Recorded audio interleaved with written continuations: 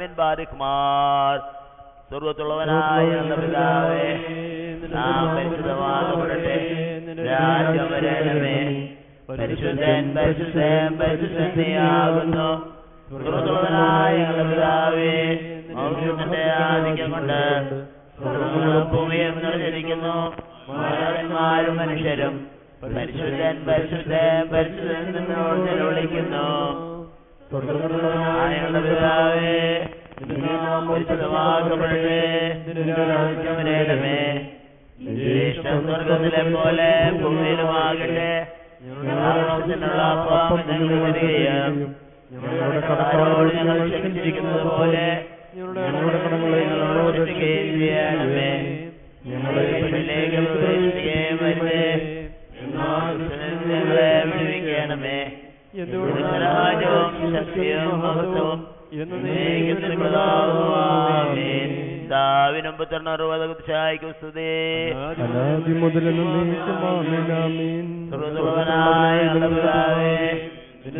പരിശുദ്ധമാകപ്പെടട്ടെ, രാജ്യം വരണമേ, പരിശുദ്ധൻ പരിശുദ്ധൻ പരിശുദ്ധൻ നീയാകുന്നു. സ്വർഗ്ഗത്തിലുള്ളവനായ പിതാവേ, നിന്റെ ആധിക്യം കൊണ്ട് ഭൂമിയെ നിറഞ്ഞിരിക്കുന്നു. മാലാഖമാരും മനുഷ്യരും പരിശുദ്ധൻ പരിശുദ്ധൻ പരിശുദ്ധനോട് വിളിക്കുന്നു. നാം പ്രാർത്ഥിക്കുക. നമ്മോടുകൂടെ സമാധാനം. ഞങ്ങളുടെ കർത്താവും ദൈവവുമായുള്ളവേ, നിന്റെ പ്രിയപ്പെട്ട പുത്രന്റെ കടകളാൽ ഞങ്ങളുടെ ബലീന സ്വഭാവത്തിന്റെ പുതുക്കത്തിന് രക്ഷയ്ക്കുമായി നൽകപ്പെട്ട വിശുദ്ധ രഹസ്യങ്ങളെ ശുശ്രൂഷിപ്പാൻ നിന്റെ കനുവിനായി ഞങ്ങളുടെ ബലഹീനതയെ ശക്തിപ്പെടുത്താനും എന്നേക്കും സർവനാഥനായ പിതാവും പുത്രനും റൂഹാത്ത് കുദിശായുമായുള്ളവേ, സങ്കീർത്തനം 15. കർത്താവേ, നിന്റെ കൂടാരത്തിൽ ആർ വസിക്കും, നിന്റെ വിശ്വപർവ്വത്തിൽ ആർ പാർക്കും. ഞങ്ങളുടെ കർത്താവേ, വിചാരങ്ങളുടെ ശുദ്ധതയിൽ നിന്റെ ബലിപീഠത്തിന്റെ മുമ്പാകെ എന്നെ നിർത്തണമേ. കർത്താവേ, നിന്റെ കൂടാരത്തിൽ ആർ വസിക്കും, നിന്റെ വിശ്വപർവ്വത്തിൽ ആർ പാർക്കും. നിഷ്കളങ്കനായി നടക്കുന്നവനും നീതി പ്രവർത്തിക്കുന്നവനും സംസാരിക്കുന്നതുകൊണ്ട് വഞ്ചിക്കാതിരിക്കുന്നവനും തന്റെ കൂട്ടുകാരനോട് ദോഷം പ്രവർത്തിക്കാത്തവനും തന്റെ അയൽക്കാരനെതിരായി കോഴ വാങ്ങിക്കാത്തവനും കോപിപ്പിക്കുന്നവനെ തന്റെ കാഴ്ചയിൽ വെറുക്കുന്നവനും കർത്തൃഭക്തന്മാരെ ബഹുമാനിക്കുന്നവനും തന്റെ കൂട്ടുകാരനോട് ആണയിട്ട് അവനെ ചതിക്കാത്തവനും തന്റെ പണം പലിശയ്ക്ക് കൊടുക്കാത്തവനും നീതിമാനെതിരായി കൈക്കൂലി വാങ്ങാത്തവനും തന്നെ ഇവ പ്രവർത്തിക്കുന്ന നീതിമാനാകുന്നു. അവൻ നാൾ വിളിക്കപ്പെടുകയുമില്ല. കർത്താവിനെ തന്റെ വിശ്വസ്ഥലത്തെ സ്തുതിപ്പിൻ, തന്റെ ശക്തിയുടെ ആകാശവിധാനത്തിൽ അവനെ സ്തുതിപ്പിൻ. വല്ലഭത്വത്തിൽ അവനെ സ്തുതിപ്പിൻ, തന്റെ മഹിമാധിക്യത്തിൽ അവനെ സ്തുതിപ്പിൻ. കാഹളനാദത്തോടെ അവനെ സ്തുതിപ്പിൻ, വീണകളാലും കിന്നരങ്ങളാലും അവനെ സ്തുതിപ്പിൻ. തപ്പുകളാലും അധരങ്ങളാലും അവനെ സ്തുതിപ്പിൻ, ഗംഭീരമായ കമ്പികളാൽ അവനെ സ്തുതിപ്പിൻ. ഉച്ചനാദമുള്ള കൈത്താളങ്ങളോടെ അവനെ സ്തുതിപ്പിൻ, ആർപ്പോടും അട്ടഹാസത്തോടും അവനെ സ്തുതിപ്പിൻ. എല്ലാ ശ്വാസങ്ങളാൽ നമുക്ക് കർത്താവിനെ സ്തുതിക്കാം. സർവ്വജാതികളുമേ കർത്താവിനെ സ്തുതിപ്പിൻ, സർവവംശങ്ങളുമേ കർത്താവിനെ സ്തുതിപ്പിൻ. എന്തുകൊണ്ടെന്നാൽ തന്റെ ക്രമത്തിൽ പ്രബലപ്പെട്ടിരിക്കുന്നു, സത്യമായിട്ട് കർത്താവാകുന്നു. പിതാവിനും പുത്രനും മൃഗതകുതിശായിക്കും സ്തുതി, അനാദി മുതൽ എന്നേക്കും. ആമീൻ ആമീൻ. ഞങ്ങൾ കർത്താവ് വിചാരങ്ങളുടെ ശുദ്ധതയിൽ നിന്റെ ബലിപീഠത്തിന് മുമ്പാകെ എന്നെ നിർത്തണമേ. വസിക്കും, നിന്റെ വിശുദ്ധ പർവ്വത്തിൽ എത്രയോ മനോമാറ്റപ്പെട്ടതുമാകുന്നു. നാം പ്രാർത്ഥിക്കുക. നമ്മുടെ കൂടെ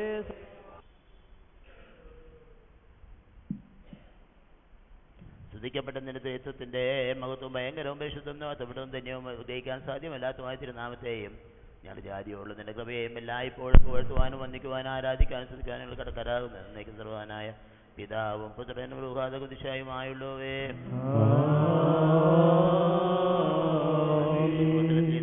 ശബ്ദമീനാമേൻ.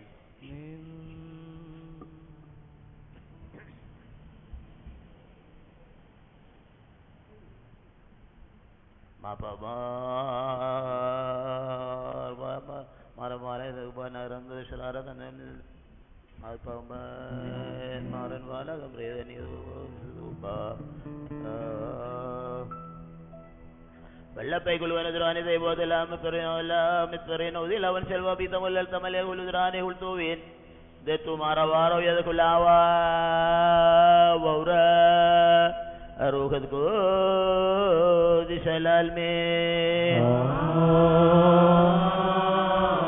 ശിയാൽ നേ ബേത്തെ ബിസ്വിയാനി ബമ്മിനോ സർവത്തിൻ നാഥ നിന്നെ ഞങ്ങൾ പുകഴ്ത്തിടുന്നു. ഈശോം ശിഹായേ നീ ഞങ്ങളിൻ ശരീരത്തെ ഉയിർപ്പിക്കുന്നവനും ആത്മാക്കൾ രക്ഷകനോ ആയതിനാൽ നിന്നെയും ഞങ്ങൾ സ്തുതിച്ചിടുന്നു. ഞാൻ എൻ്റെ കൈകളെ നിർമ്മലമായി കഴുകി അങ്ങയുടെ വിശുദ്ധ ബലിപീഠത്തെ വലം വെച്ചു.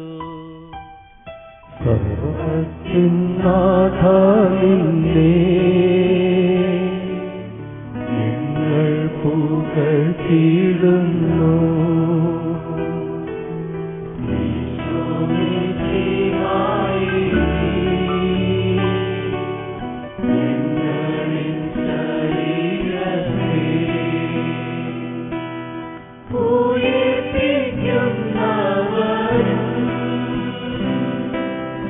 ആത്മാക്കൾ രക്ഷകനോ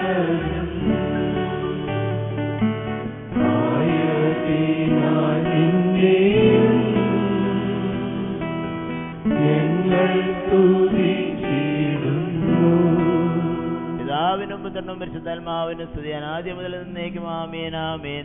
സർവത്തിൻ നാഥ നിന്നെ ഞങ്ങൾ പുകഴ്ത്തിടുന്നു.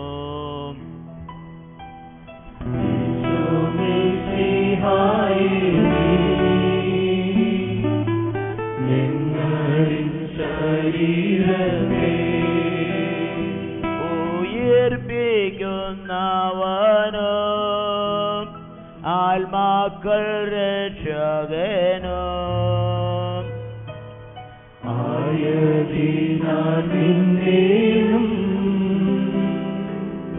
ഞങ്ങൾ സ്തുതിച്ചിടുന്നു. പ്രാർത്ഥിക്കുക. നമ്മോടുകൂടെ സമാധാനം. കർത്താവേ, നീ സത്യമായിട്ട് ഞങ്ങളുടെ ശരീരങ്ങളെ ഉയർപ്പിക്കുന്നവനും ഞങ്ങളുടെ ആത്മാക്കളുടെ നല്ല രക്ഷകനും ഞങ്ങളുടെ ജീവനും നിരന്തരം കാത്തു സൂക്ഷിക്കുന്നതിനുമാകുന്നു. കർത്താവേ, ഞങ്ങളെല്ലായ്പ്പോഴും നിന്നെ പുകഴ്ത്തുവാനും വന്ദിക്കുവാനും സ്തുതിക്കുവാനും കടക്കാരാകുന്നു. എന്നേക്കും സർവനാഥനായ പിതാവും പുത്രനും റൂഹാദ് ഖുദ്ദൂസായുമായുള്ളോവേ.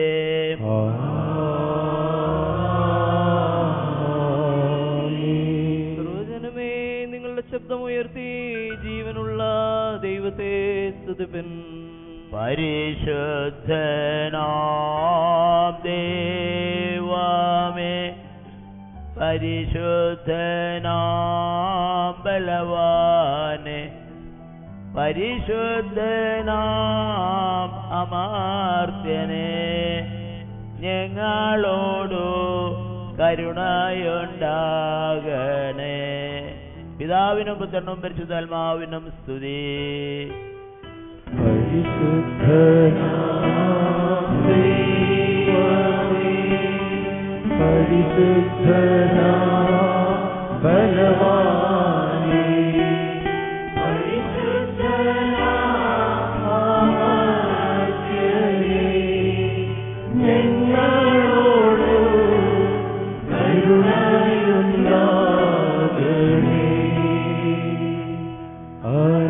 അനാദിമുതൽ എന്നേക്കും ആമേൻ. പരിശുദ്ധനാം ദൈവമേ, പരിശുദ്ധനാം ബലവാനേ, പരിശുദ്ധനാം അമർത്യനേ, ഞങ്ങളോടു കരുണയുണ്ടാകണേ.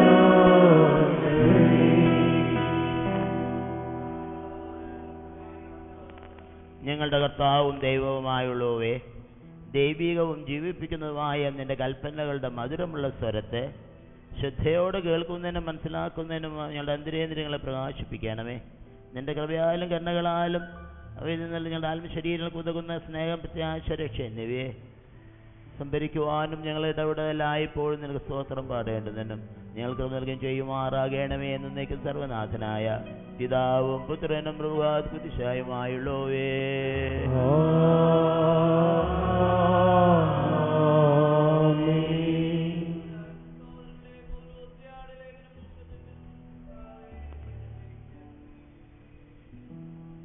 മിശിഹ തന്റെ ദിവ്യ ഉപദേശത്താൽ നിന്നെ ജ്ഞാനിയാക്കട്ടെ. നിന്നെ ശ്രദ്ധിക്കുന്ന എല്ലാവർക്കും നിന്നെ മനോഹരമായൊരു കണ്ണാടിയാക്കി തീർക്കുകയും ചെയ്യുമാറാകട്ടെ.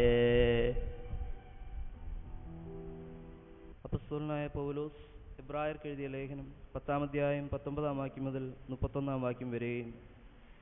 അതുകൊണ്ട് സഹോദരന്മാരെ, യേശു തൻ്റെ ദേഹം എന്ന തിരശ്ശീലയിൽ കൂടി നമുക്ക് പ്രതിഷ്ഠിച്ച ജീവനുള്ള പുതുവഴിയായി തൻ്റെ രക്തത്താൽ വിശുദ്ധ മന്ദിരത്തിങ്കിലേക്കുള്ള പ്രവേശനത്തിനുള്ള ധൈര്യവും ദൈവാലയത്തിന്മേൽ ഒരു മഹാപുരോഹിതനും നമുക്കുള്ളതുകൊണ്ട് നാം ദുർമനസാക്ഷി നീങ്ങുമാറ് ഹൃദയങ്ങളിൽ തളിക്കപ്പെട്ടവരും ശുദ്ധവെള്ളത്താൽ ശരീരം കഴുകപ്പെട്ടവരുമായി വിശ്വാസത്തിൻ്റെ പൂർണ്ണ നിശ്ചയം പൂണ്ട് പരമാർത്ഥ ഹൃദയത്തോടെ അടുത്തു ചെല്ലുക.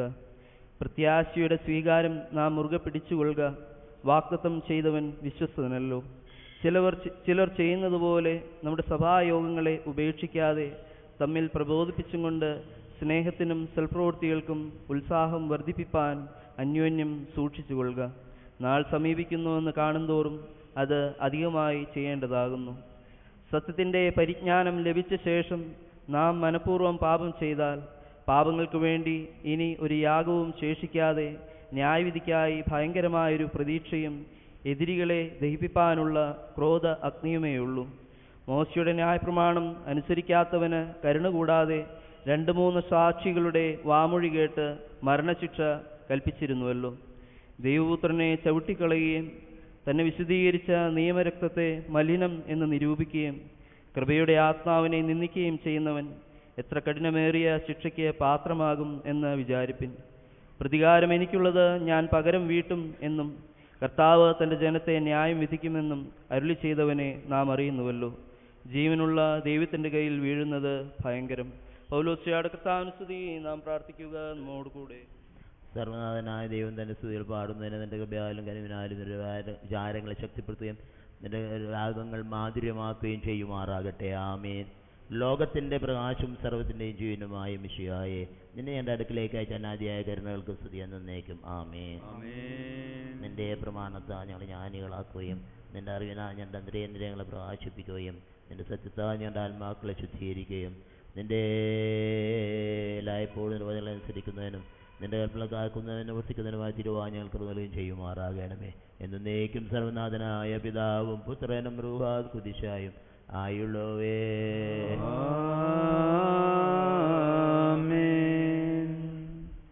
നിന്റെ മഹത്വത്തിൻ്റെ ജ്ഞാനത്താൽ മനുഷ്യരെ പ്രകാശിപ്പിക്കുന്നവനെ കർത്താവെ, പരിശുദ്ധവും ദൈവികമായ തിരുവഴുത്തുകളെ ധ്യാനിക്കുന്നതിനെ എൻ്റെ വിചാരങ്ങളെ പ്രശോഭിപ്പിക്കണം. എന്നേക്കും സർവനാഥനായ പിതാവും പുത്രനും റൂഹാ ഖുദീശായും ആയുള്ളവേ. കർത്താവെ, പാപിനിയായ മറിയം തന്നെ ശുദ്ധതൈലം ഒഴിച്ചപ്പോൾ നിന്നിൽ നിന്ന് പുറപ്പെട്ട തന്റെ പരിമളം തന്നെ നിന്റെ ബഹുമാനത്തിനും ഞങ്ങളുടെ കടങ്ങളുടെയും പാപങ്ങളുടെയും മോചനത്തിനുമായി ഞങ്ങൾ സമർപ്പിക്കുന്ന ഈ സുഗന്ധവർഗത്തോട് കലരുമാറാകട്ടെ. എന്നേക്കും സർവനാഥനായ പിതാവും പുത്രനും റൂഹാ ഖുദീശായും ആയുള്ളവേ.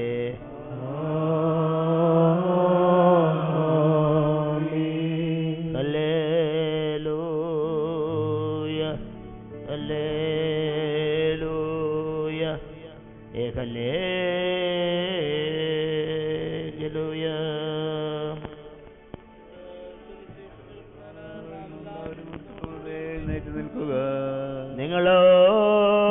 നിങ്ങളോടുകൂടെ സമാധാനം. നിങ്ങളോടും ഞാനോടും കൂടെ.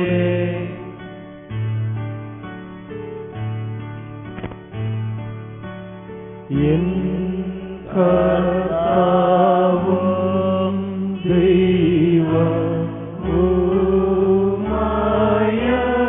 ദൈവവുമായവനേ, നിൻ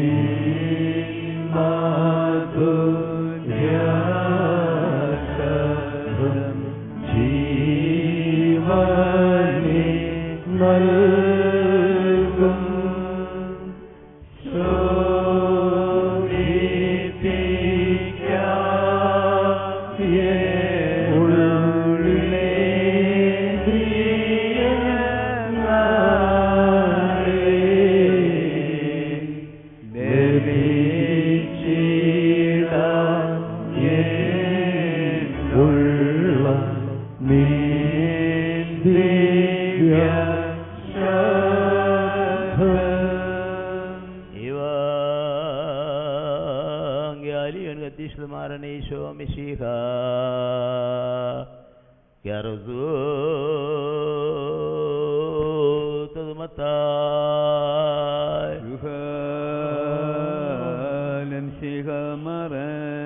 വിശുദ്ധ മത്തായി എഴുതിയ സുവിശേഷം 5-ാം അധ്യായം 1-ാം വാക്യം മുതൽ 13-ാം വാക്യം വരെ.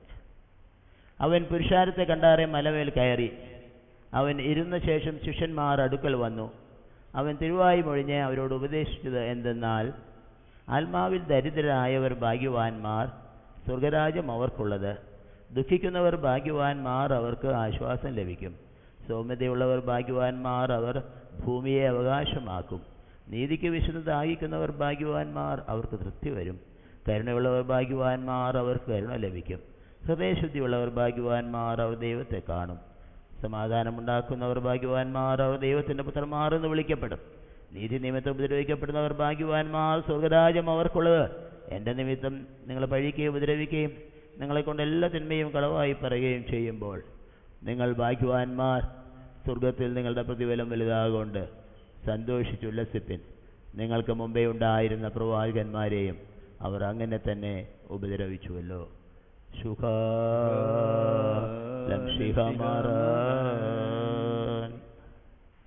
കർത്താവിൽ പ്രിയരെ, വായിച്ചു കേട്ടതായ സുവിശേഷ ഭാഗം വളരെ പരിചയമുള്ള ഒരു സുവിശേഷ ഭാഗമാണ്.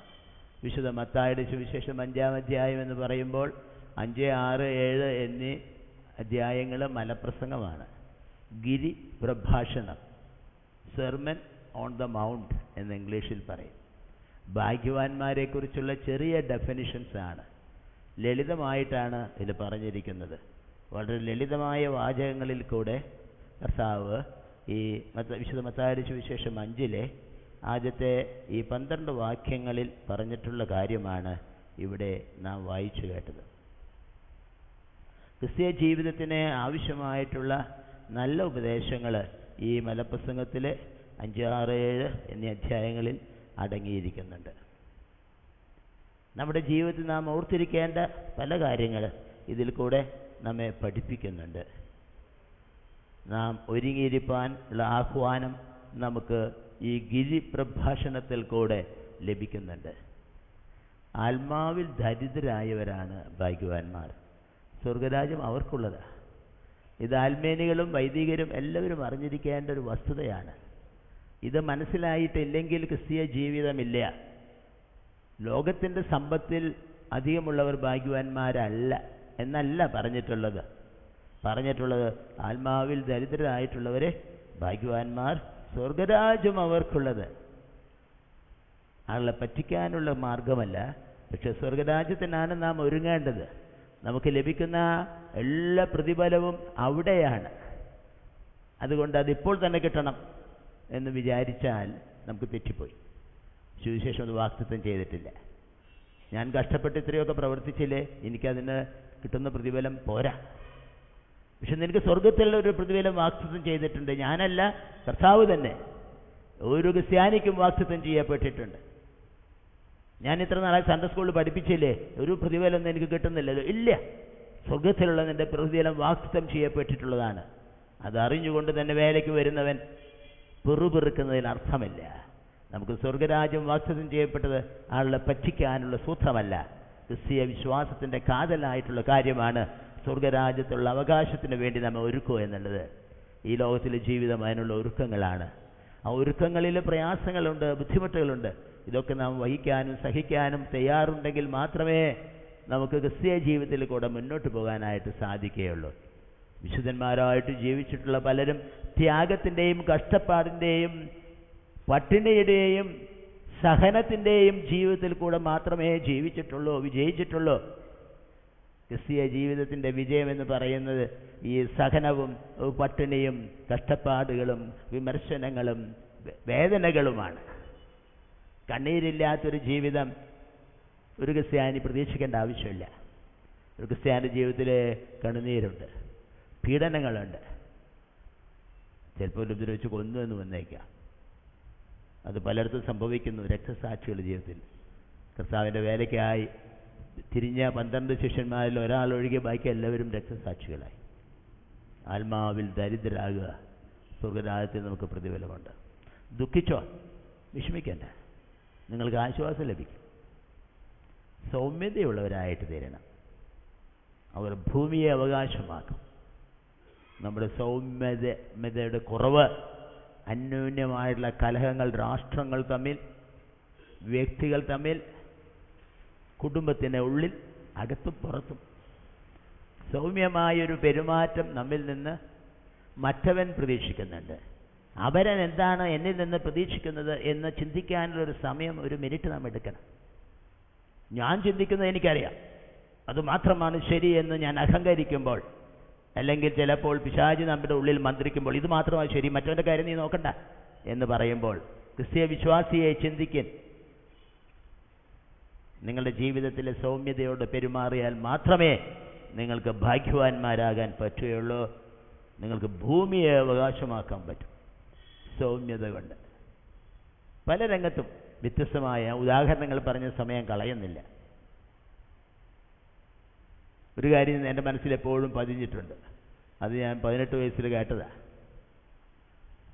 അപ്പോൾ ഈ 60 കൊല്ലം കഴിഞ്ഞിട്ട് അതങ്ങോട്ട് വിട്ടുപോയിട്ടില്ല.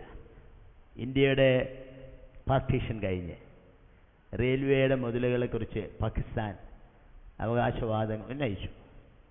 അവർക്കിവിടെ അവകാശപ്പെട്ടതാണല്ലോ ഇന്ത്യൻ റെയിൽവേസ്.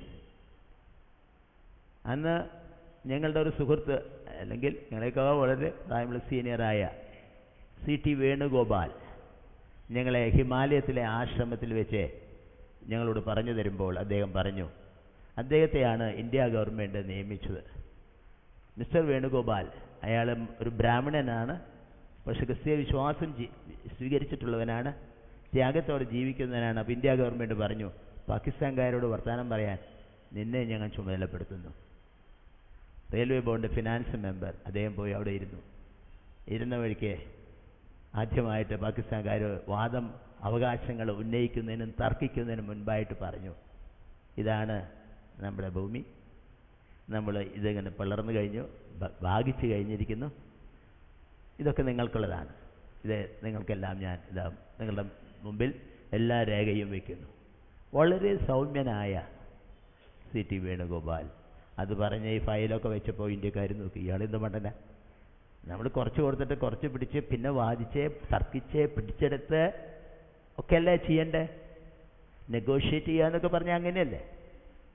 ഒരു സാധനം വാങ്ങിക്കുമ്പോൾ പറയുമോ ഇതിൻ്റെ വില 10 രൂപ, 2 രൂപ തരാം. നമുക്കറിയാം അതിന് 5 രൂപയെങ്കിലും കൊടുക്കണമെന്നറിയാം. പക്ഷേ നമ്മൾ കുറച്ച് പറയണം. ഇതാണ് നമ്മുടെ സമൂഹം പഠിപ്പിച്ചിട്ടുള്ളത്. പക്ഷെ ഞാൻ പലപ്പോഴും പറയും, നീ 5 രൂപ കൊടുക്കാൻ ഉദ്ദേശിച്ചിട്ടില്ല, ആദ്യമായി പറഞ്ഞു 5 രൂപ തരാം, അതിലും കൂട്ടി തരില്ലേ? ഇല്ല, ഉദ്ദേശമില്ല, നമുക്കങ്ങ് പോകാം, നേരം കളഞ്ഞിട്ട് കാര്യമില്ല. ഇത് 5 രൂപയ്ക്ക് ഉണ്ടെന്ന് എനിക്കറിയാം, പക്ഷെ എന്തിനാ 2 ചോദിക്കണേ? നമ്മുടെ ബുദ്ധി അതാണെന്നാ പറയണേ. അപ്പോൾ കിട്ടില്ല എന്നറിയാം. അങ്ങനെ ബാർഗെയിനായിട്ട് കലഹിച്ച് തർക്കിച്ച് പോകാം. സൗമ്യതയുള്ളവരല്ല. CT വേണുഗോപാൽ പറഞ്ഞു, ഈ ഫയലൊക്കെ വെച്ച് പാകിസ്ഥാൻകാർ ഒന്നും തർക്കിക്കാൻ വന്നിട്ടുള്ളതൊക്കെ മറന്നുപോയതുപോലെ നോക്കുക. അത്ഭുതത്തിൽ എന്തെയ്യാൾ പറയണേ, ഇതൊക്കെ നമുക്കുള്ളത്. അവസാനം പറഞ്ഞു, സന്തോഷം, നമുക്ക് സ്നേഹത്തോടെ പിരിയാം. ഇത് സംഭവിച്ചൊരു കാര്യമാണ്. നമ്മുടെ നാട്ടിലെ റെയിൽവേകൾ, പ്രത്യേകിച്ച് വടക്കൻ പാകിസ്ഥാൻ അതിർത്തികളിലുള്ള റെയിൽവേയുടെ സ്വത്തുകൾ പങ്കുവെക്കുന്ന ആ നെഗോഷിയേറ്റിംഗ് ടേബിളിൽ പോയി വേണുഗോപാൽ ചെയ്തു. അദ്ദേഹം പറഞ്ഞു, ഞാൻ കാലത്ത് എഴുന്നേറ്റ് പ്രാർത്ഥിച്ചു, കർത്താവേ, ഞാനൊരു വിശ്വാസിയല്ലേ, ഒരു വലിയ കാര്യത്തിന് വേണ്ടി ഞാൻ പോവുകയാണ്, അവരുമായി തർക്കിച്ചിട്ട് എന്ത് കാര്യം? എങ്ങനെയാണ് ഞാനിത് എൻ്റെ നാടിനോടുള്ള എൻ്റെ കടപ്പാട്, റെയിൽവേ ഓൾ ഇന്ത്യ റെയിൽവേ ബോർഡിൻ്റെ ഫിനാൻസ് മെമ്പർ എന്നുള്ള പേര്. അദ്ദേഹം യാത്ര ചെയ്യുമ്പോൾ തീവണ്ടിയിൽ സ്പെഷ്യൽ സലൂണൊക്കെ ഉണ്ട്, അതിലൊക്കെയാണ് അദ്ദേഹം യാത്ര ചെയ്യുന്നത്. ലളിത ജീവിതം, വിവാഹം ചെയ്യാതെ മുഴുവനായിട്ട് ക്രിസ്തുവിന് വേണ്ടി സമർപ്പിച്ച മനുഷ്യൻ ഞങ്ങളോട് പറഞ്ഞപ്പോൾ എനിക്കത് എൻ്റെ മനസ്സിലത് പറഞ്ഞു. എത്രയോ സൗമ്യതയോടുകൂടെ പറഞ്ഞ് നേടാവുന്ന പല കാര്യങ്ങൾ തർക്കത്തിൻ്റെ ഭാഷയിൽ കലഹിച്ച് നഷ്ടപ്പെടുത്തിയിട്ടുള്ളവരല്ലേ നാം ഓരോരുത്തരുമെന്ന് തിരിഞ്ഞു നോക്കണം. ചെറിയ കാര്യത്തിൽ, വീട്ടിലെ കാര്യത്തിലായിരിക്കാം, പള്ളിയിലെ കാര്യത്തിലായിരിക്കാം, യൂത്തിൻ്റെ അവകാശങ്ങളെക്കുറിച്ചുള്ളതായിരിക്കാം, ട്രസ്റ്റിമാരുടെ ഇലക്ഷനെ കുറിച്ചായിരിക്കാം. കലഹിച്ച് നശിപ്പിച്ചതിന് പകരം സൗമ്യതയോട് പറഞ്ഞെങ്കിൽ എത്രയോ കാര്യങ്ങൾ നന്നാകുമായിരുന്നില്ലേ എന്ന് ആത്മപരിശോധന ചെയ്യണം. ഇന്നത് ഞാൻ പറയുന്നില്ല, ഞാൻ പറഞ്ഞു ശരി, നിങ്ങൾ പറഞ്ഞു ശരിയല്ല എന്നൊന്നും ഞാൻ പറഞ്ഞിട്ടില്ല. ഞാൻ എൻ്റെ അനുഭവത്തിൽ നിന്ന് പറയുന്നു. സൗമ്യതയുള്ളവർ ഭാഗ്യവാന്മാർ, നിങ്ങൾ ഭൂമിയെ അവകാശമാക്കും. നമ്മുടെ സമൂഹത്തിലും കുടുംബത്തിലും പള്ളിയിലും ഇടവകയിലും സഭയിലുമുള്ള എല്ലാ കാര്യങ്ങളിലും കുറച്ചുകൂടെ സൗമ്യതയോടെ പെരുമാറാൻ, മറ്റവൻ്റെ ആവശ്യം എന്തെന്ന് മനസ്സിലാക്കാൻ, പ്രാർത്ഥനാപൂർവ്വം ദൈവസന്നിധിയിൽ ഇരുന്നു കൊണ്ട് ചോദിച്ചു, കർത്താവേ, നിൻ്റെ ഇഷ്ടം ചെയ്യാൻ എന്നെ ഉപകരണമാക്കണമേ. സൗമ്യതയുള്ളവരാകാൻ നമുക്ക് സാധിക്കട്ടെ. നീതിക്ക് വിശുദ്ധനായിരിക്കാൻ നീതി വേണം. അനീതി കാണുമ്പോൾ ചിലപ്പോൾ പ്രതിഷേധിക്കേണ്ടി വന്നേക്കാം. പക്ഷെ അതിനുവേണ്ടി ബഹളം വെച്ച് അതിൽ കൂടെ എന്തെങ്കിലും നേടാൻ ശ്രമിക്കുന്നവരുണ്ട്. മുതലെടുപ്പ് നടത്താൻ കലഹത്തിൽ കൂടെ. എൻ്റെയും നിങ്ങളുടെയും ജീവിതം അങ്ങനെയാണോ? നീതിക്ക് വിശുദ്ധരായിരിക്കണം, കരുണയുള്ളവരായിരിക്കണം, ഹൃദയശുദ്ധിയുള്ളവരാണ്. ഹൃദയശുദ്ധി പുറത്തുനിന്ന് നോക്കിയാൽ കാണാൻ പറ്റില്ല. നമ്മുടെ മനസ്സിൻ്റെ ഉള്ളിലെ ലക്ഷ്യം എന്തെന്ന് അറിയില്ല. സമാധാനം ഉണ്ടാക്കുന്നവർ ഭാഗ്യവാന്മാർ, അവർ ദൈവത്തിൻ്റെ പുത്രന്മാർ എന്ന് വിളിക്കപ്പെടും. മഹാത്മാഗാന്ധി വിശ്വസിക്കുന്നൊരു കാര്യമാണ്. ഈ അധ്യായം അദ്ദേഹത്തിന് ബൈഹാർട്ട് അറിയാം. 5, 6, 7 എന്നീ അധ്യായങ്ങൾ മഹാത്മാഗാന്ധിയുടെ പ്രാർത്ഥനാ യോഗങ്ങളിൽ വായിക്കാറുള്ളതാണ്. അദ്ദേഹം ബൈഹാർട്ട് പഠിച്ചിട്ടുള്ളതാണ്. അദ്ദേഹം പറഞ്ഞത് അതാണ്, സമാധാനമുണ്ടാക്കുന്നവർ ഭാഗ്യവാന്മാർ, അവർ ദൈവത്തിൻ്റെ പുത്രന്മാർ എന്ന് വിളിക്കപ്പെടും. നീതി നിമിത്തം ഉപദ്രവിക്കപ്പെടുന്നവർ ഭാഗ്യവാന്മാർ, സ്വർഗരാജ്യം അവർക്കുള്ളത്. എൻ്റെ നിമിത്തം നിങ്ങളെ പഴിക്കുകയും ഉപദ്രവിക്കുകയും നിങ്ങളെക്കൊണ്ട് എല്ലാ തിന്മയും കളവായി പറയുകയും ചെയ്യുമ്പോൾ നിങ്ങൾ ഭാഗ്യവാന്മാർ, സ്വർഗത്തിലുള്ള നിങ്ങളുടെ പ്രതിഫലം വലുതാകൊണ്ട് സന്തോഷിച്ചുല്ലസിപ്പിൻ. നിങ്ങൾക്ക് മുമ്പുണ്ടായിരുന്ന പ്രവാചകന്മാരെയും അവർ അങ്ങനെ തന്നെ ഉപദ്രവിച്ചുവല്ലോ. എത്രയെത്ര നീതിമാന്മാരെ കൊന്നിട്ടുള്ള ജനമാണ് ഈ സമൂഹം. അവിടെ സമാധാനത്തിൻ്റെ സാക്ഷികളാകാൻ സർവശക്തനായ ദൈവം നമ്മെ ഉപയോഗിക്കട്ടെ. മലപ്രസംഗത്തിലെ ഈ ആദ്യത്തെ 12 വാക്യങ്ങൾ ക്രിസ്ത്യാനികളെല്ലാവർക്കും, അച്ഛന്മാരായാലും അല്ലാത്തവരും, സ്ത്രീകളും പുരുഷന്മാരും ജീവിതത്തിൽ പകർത്തിയിട്ടുണ്ടോ എന്ന് ആത്മപരിശോധന ചെയ്താൽ വളരെ മാറ്റങ്ങൾ നമ്മുടെ ജീവിതത്തിലുണ്ടാകും. കൂടുതൽ സമാധാനത്തിൻ്റെയും സന്തോഷത്തിൻ്റെയും അവസരങ്ങൾ നമുക്കുണ്ടാകും. അതിനായിട്ട് നാം പരിശ്രമിക്കുക. അപ്പോൾ ദൈവത്തിൻ്റെ പരിശുദ്ധാത്മാവ് നമ്മെ ഓരോരുത്തരെയും അനുഗ്രഹിക്കുകയും പുതുക്കത്തിൻ്റെ അനുഭവത്തിൽ കൂടെ കടന്നു പോകാൻ നമുക്ക് സാധിക്കുകയും ചെയ്യും. ഇന്ന് പട്ടമേൽക്കുന്ന 5 ശുമാശന്മാരുണ്ടല്ലോ, അവർക്ക് വേണ്ടിയും നിങ്ങൾ പ്രാർത്ഥിക്കണം. അവരുടെ ജീവിതത്തിൽ എപ്പോഴും ഈ നല്ല നല്ല ഉപദേശങ്ങൾ വീണ്ടും വീണ്ടും ആവർത്തിച്ച് വായിച്ച് ഞങ്ങളുടെ ജീവിതം എങ്ങനെയാണ് മറ്റുള്ളവർക്ക് വേണ്ടി ഉപയോഗിക്കപ്പെടേണ്ടത്. ഞങ്ങൾ സേവനത്തിനായിട്ട് വന്നു, അതിനായിട്ട് കുറേശ്ശെ പരിശീലനമൊക്കെ സെമിനാരികളിൽ കിട്ടി, ഇനിയും ധാരാളം കിട്ടാനുണ്ട്. അതൊക്കെ വിനയത്തോടുകൂടെ അറിയാൻ, മനസ്സിലാക്കാൻ, കലങ്ങൾ സൃഷ്ടിക്കാനല്ല, സൗമ്യതയുടെ ഒരു പ്രതീകങ്ങളായിട്ട് പോകുന്ന സ്ഥലങ്ങളിലൊക്കെ പ്രക്ഷോഭിക്കുവാൻ. പ്രത്യേകിച്ച് ബീഡിക്കൊക്കെ പോകുന്ന പല സഭകളിലാണ് പോകുന്നത്. അവർ നോക്കുകയാണ്, സുറായത്തൊരു കുട്ടി വന്നിട്ടുണ്ട്, അവനെങ്ങനെയാണ്, അവനൊരു കലാകാരൻ, പറയാനിട വരരുത്. അങ്ങനെയാണെങ്കിൽ നാം പോകുന്നത് നമുക്ക് ദോഷമാണെന്ന് മാത്രമല്ല, നാം പ്രതിനിധീകരിക്കുന്ന ഈ സഭയ്ക്ക് കൂടി വലിയ ദോഷമാണ്. ഇപ്പോൾ കുട്ടികളൊക്കെ അയക്കുന്നത് വളരെ ചിലവേറിയ കാര്യമായിട്ടാണ് തീർന്നിരിക്കുന്നത്. ബീഡിക്കൊക്കെ ഒരു കൊല്ലത്തെ ഫീസ് അവിടെ ആ സെമിനാരിൽ അടയ്ക്കേണ്ടത് 50,000 മുതലും കൂടുതലായിട്ട് വന്നിരിക്കുക. ആദ്യകാലത്ത് ഞങ്ങൾ പോകുന്ന സമയത്ത് ആരും ഒരു പൈസ അടച്ചിരുന്നില്ല. അവിടുത്തെ സ്കോളർഷിപ്പ് കൊണ്ട് ജീവിക്കും. അതുകൊണ്ട് തൃപ്തരായിരുന്നു. അവർക്ക് നമ്മെപ്പറ്റി ഒരു മതിപ്പും ഉണ്ടായി പുതിയ സഭയെക്കുറിച്ച്. ഇനിയും നമുക്കൊരു വേണ്ടുമെന്നും അറിയാത്ത സഭകളിലേക്കൊക്കെയാണ് നമ്മുടെ പുതിയ ശമാശന്മാരെയൊക്കെ നമ്മൾ വിടുന്നത്. അവിടെയൊക്കെ ചിലർ കേട്ടിട്ടുണ്ടായിരിക്കാം, ചിലർ ചോദിക്കും എന്താ എൻ്റെ സഭ എന്ന്. അവിടെയൊക്കെ നല്ല സാക്ഷികളാകാൻ വിനയവും ക്ഷമയും ദൈവകൃപയും ഇവരുടെ മേലുണ്ടാകാനായിട്ട് നമ്മൾ പ്രാർത്ഥിക്കണം. അവർ പരിശ്രമിക്കണം. കൂട്ടമായ രക്തത്തിൻ്റെ ബലമായിട്ട് നമ്മുടെ സഭയിൽ നിന്ന് മറ്റു സഭകളിൽ പോയി പഠിക്കുമ്പോൾ അവിടെ സാക്ഷികളായിരിക്കാനും ആ പഠിത്തത്തോടുകൂടി തന്നെ സഭയുടെ സേവനത്തിൽ വളർന്നു വരാനും. ഏതൊരു സഭയാണ് നമുക്ക് വേണ്ടി പണം ചെലവ് ചെയ്ത് ഭീമമായ തുകകൾ, ഇന്ന് സ്കോളർഷിപ്പ് ആർക്കും കിട്ടുന്നില്ല, ഭീമമായ തുകകൾ മറ്റുള്ളവർ നമുക്ക് തരുമ്പോൾ അത് അവരോട് യാചിച്ചും ചോദിച്ചും സ്നേഹത്തോടെയും ഒക്കെ സമ്പാദിക്കുന്നതാണ്, വെറുതെ കിട്ടുന്നതല്ല. അങ്ങനെ കിട്ടുന്നതായിട്ടുള്ള അവരുടെ അഡ്മിഷൻ്റെ അവസരം അത് ശരിയായി ഉപയോഗിക്കാനായിട്ട് നമ്മുടെ സഭയിൽ നിന്നുള്ള ഈ പണം ഇപ്പോൾ ചെലവ് ചെയ്യേണ്ടതായിട്ടുണ്ട്. ആദ്യകാലത്ത് അങ്ങനെ ഇല്ലായിരുന്നു, സ്കോളർഷിപ്പുകളുണ്ടായിരുന്നു, ഇപ്പോൾ ഇല്ല.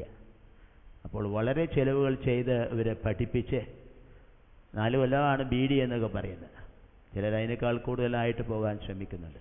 ഇതൊക്കെ ദൈവം നമുക്ക് തരുന്ന ദാനമല്ലേ, ആണ് എന്നുള്ള ബോധത്തോടുകൂടെ മുന്നോട്ട് പോയാൽ നമ്മുടെ സേവനത്തിൻ്റെ അളവ് വർദ്ധിക്കും.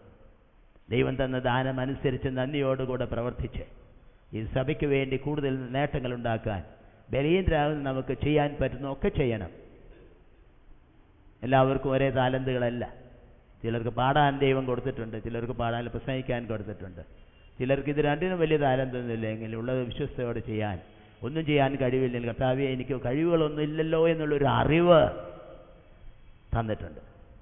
അതില്ലാതിരുന്നാൽ അത് ദോഷമാണ്. എന്താ അവൻ പോകുന്ന പോലെ എനിക്കും കിട്ടുന്നില്ല അംഗീകാരം, കാരണം എനിക്കതിൽ കഴിവില്ല. അത് ഞാൻ മനസ്സിലാക്കാതെ ഞാൻ നല്ലൊരു സോളോയിസ്റ്റാണ്, ഒറ്റയ്ക്ക് നിങ്ങനെ പാടുന്നവനാണെന്ന് ഞാൻ അഹങ്കരിച്ചാൽ പോയി പാടിയാൽ കൈയടിക്കില്ല, ചിരിക്കും. ഇതാണ് ഇയാളുടെ പാട്ട്. എന്നിട്ട് ഞാൻ പാടിയപ്പോൾ അവർ വേണ്ടുകൊണ്ട് കൈയടിച്ചില്ല. ഒരുപക്ഷെ കൈയടിക്കുമായിരിക്കും, വേഗം നിർത്തിക്കോ നിർത്തിക്കോ നിർത്തിക്കോ, നിൻ്റെ പാട്ട് എനിക്ക് വേണ്ട, നീ വിചാരിക്കുന്നു നീ പാട്ടുകാരനെന്ന്, ഞങ്ങളത് മനസ്സിലാക്കുന്നില്ല, ഞങ്ങളത് അംഗീകരിക്കുന്നില്ല. പാട്ടിൻ്റെ ഒരു ഉദാഹരണം പറഞ്ഞു എന്ന് മാത്രം. നമ്മുടെ പ്രസംഗം അത് തന്നെ, ഞാൻ വലിയത് പറയുന്നു എന്ന് ഞാൻ വിചാരിച്ചാൽ നിർത്തിക്കോ നിർത്തിക്കോ, ഞാൻ വലിയതായിട്ട് നീ കാണുന്നില്ല.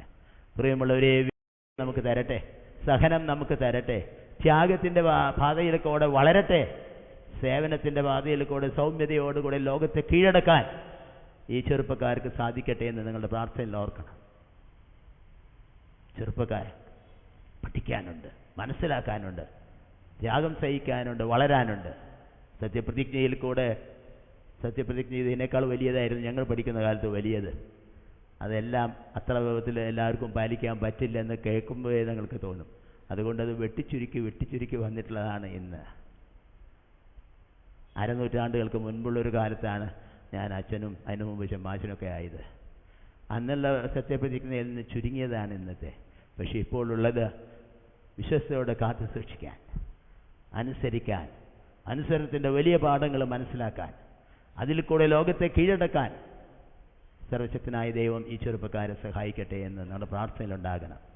ഞങ്ങളുടെ പട്ടംകൊടിക്ക് വന്നു, ഇതിലൊക്കെ സന്തോഷിച്ചു, ആശംസ അറിയിച്ചു, ഭക്ഷണം കഴിച്ചു പോയി.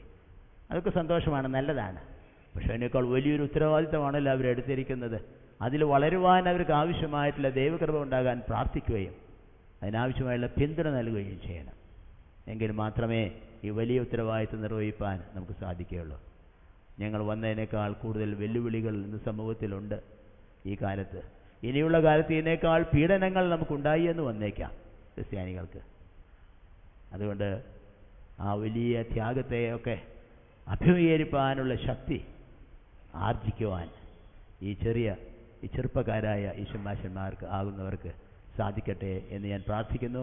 പതിപോലെ തന്നെ അതിൻ്റെ ശുശ്രൂഷകൾ, അതിൻ്റെ ആദ്യ ഭാഗം കാറോയ, പിന്നെ ഈ പതേക്കന, പിന്നെ ശംശാന, അത് ഞങ്ങൾ 3 പേരും ഓരോ സ്റ്റെപ്പുകൾ പതിപോലെ തന്നെ ചെയ്യുന്നതാണ്. പ്രാർത്ഥനാപൂർവം ഇന്നത്തെ ശുശ്രൂഷകൾ സംബന്ധിക്കുക. ആരോഗ്യം തിരുമേനിയായിരിക്കും വിശുദ്ധ കുർബാന ഇനിയുള്ള ഭാഗങ്ങൾ അർപ്പിക്കുന്നത്. ദൈവം നമ്മെ അനുഗ്രഹിക്കട്ടെ.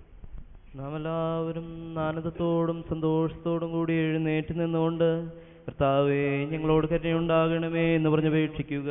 കർത്താവേ ഞങ്ങളോട് കരുണയുണ്ടാകണമേ. കരുണകളുടെ പിതാവും എല്ലാ ശ്വാസത്തിന്റെയും ദൈവവുമായവനെ ഞങ്ങൾ നിന്നോട് യാചിക്കുന്നു. കർത്താവേ ഞങ്ങളോട് കരുണയുണ്ടാകണമേ. ഞങ്ങളുടെ രക്ഷിതാവും ഞങ്ങളെ സൂക്ഷിക്കുന്നവനും സർവ്വത്തിന്റെയും പരിപാലകനുമായവനെ ഞങ്ങൾ നിന്നോട് യാചിക്കുന്നു. കർത്താവേ ഞങ്ങളോട് കരുണയുണ്ടാകണമേ.